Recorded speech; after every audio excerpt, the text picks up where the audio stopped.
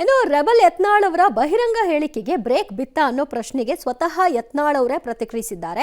ಓಂ ಪಟಾಕ್ ಅವರನ್ನ ಭೇಟಿ ಮಾಡಿದ್ದೆ. ಈ ಸಂದರ್ಭದಲ್ಲಿ ಅವರು ಬಹಿರಂಗವಾಗಿ ಹೇಳಿಕೆ ಕೊಡಬೇಡಿ, ಪಕ್ಷದ ವೇದಿಕೆಯಲ್ಲಿ ನಿಮ್ಮ ಚರ್ಚೆಯನ್ನ ಮಾಡಿ ಅಂತ ತಿಳಿಸಿದ್ದಾರೆ ಅಂತ ಹೇಳಿದ್ದಾರೆ. ಓಂ ಪಟಾಕ್ ಬಿಜೆಪಿಯ ರಾಷ್ಟ್ರೀಯ ಶಿಸ್ತು ಸಮಿತಿಯ ಅಧ್ಯಕ್ಷ. ಅವರನ್ನ ಇವತ್ತು ಭೇಟಿ ಮಾಡಿದ್ದಾರೆ. ಪಕ್ಷದ ವಿಚಾರಗಳನ್ನ ಬಹಿರಂಗವಾಗಿ ಮಾತನಾಡದಂತೆ ಅವರು ಸೂಚನೆಯನ್ನ ಕೊಟ್ಟಿದ್ದಾರೆ. ಏನೇ ಇದ್ರೂ ಆಂತರಿಕವಾಗಿ ಚರ್ಚೆ ಮಾಡಿ ಅನ್ನುವಂತಹ ಸಲಹೆ ಅವರಿಂದ ದೊರೆತಿದೆ. ಹಿರಿಯ ನಾಯಕರಾಗಿ ಬಹಿರಂಗ ಹೇಳಿಕೆ ನೀಡುವುದು ಸೂಕ್ತವಲ್ಲ ಅಂತ ಅವರು ಹೇಳಿದ್ದಾರೆ. ಭವಿಷ್ಯಕ್ಕೆ ಸಮಸ್ಯೆ ಆಗಬಹುದು ಅನ್ನುವಂತಹ ಕಿವಿಮಾತನ್ನ ಹೇಳೋ ಮೂಲಕ ಶಾಂತವಾಗಿರಿ ಅಂತ ಸಲಹೆ ಕೊಟ್ಟಿದ್ದಾರೆ. ವಕ್ಫ್ ಹೋರಾಟ ಮುಂದುವರಿಸಿ ಅಂತ ಕೂಡ ಹೇಳಿದ್ದಾರಂತೆ. ದೆಹಲಿಯಲ್ಲಿ ಶಾಸಕ ಬಸನಗೌಡ ಪಾಟೀಲ್ ಯತ್ನಾಳ್ ಪಟಾಕ್ ಅವರನ್ನ ಭೇಟಿ ಮಾಡಿದ ನಂತರದಲ್ಲಿ ಪ್ರತಿಕ್ರಿಯಿಸಿದ್ದಾರೆ. ಏನ್ ಹೇಳಿದ್ರು ನೋಡಿ. ಜಗಳಾಡಿರಬೇಡ್ರಿ ಅಂತ ಹೇಳೋದಂದ್ರೆ ಆಂತರಿಕ ವಿಚಾರಗಳನ್ನು ಹೊರಗೆ ಮಾತಾಡಬೇಡ್ರಿ. ಏನೇ ಇದ್ದರೂ ಪಕ್ಷದ ರಾಷ್ಟ್ರೀಯ ಅಧ್ಯಕ್ಷರು, ಗೃಹ ಮಂತ್ರಿಗಳು ಅವರೆಲ್ಲ ಮುಂದೆ ಹೇಳುವಂಥ ಅಧಿಕಾರ ಇದೆ, ನೀವು ಹೇಳಿ ಅಂತ ಹೇಳಿದ್ರು.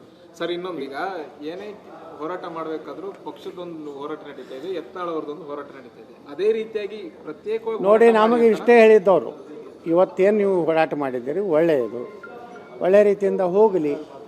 ನಿಮ್ಮ ಎಲ್ಲ ಭಾವನೆಗಳನ್ನು ನಮ್ಮ ರಾಷ್ಟ್ರೀಯ ಅಧ್ಯಕ್ಷರಿಗೆ ಮತ್ತು ಪ್ರಧಾನಮಂತ್ರಿಗಳಿಗೆ ಹಾಗೂ ಗೃಹ ಮಂತ್ರಿಗಳಿಗೆ ನಾನು ಕಮ್ಯುನಿಕೇಷನ್ ಮಾಡ್ತೀನಿ ಅಂತ ಹೇಳಿದ್ದಾರೆ.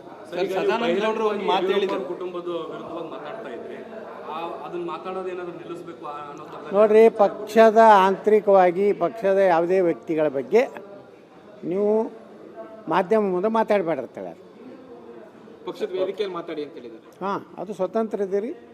ಏನೇ ನಿಮ್ಮ ಕಷ್ಟ ನೋವು ಇದ್ದರೆ ನಿಮ್ಮ ಪಕ್ಷದ ಮುಖಂಡರ ಮುಂದೆ ಮಾತಾಡೋಕ್ಕೆ ಯಾವುದೇ ಇದು ಇಲ್ಲ. ಅದನ್ನು ಕಾಯ್ಕೊಂಡು ಹೋದರೆ ಪಕ್ಷದ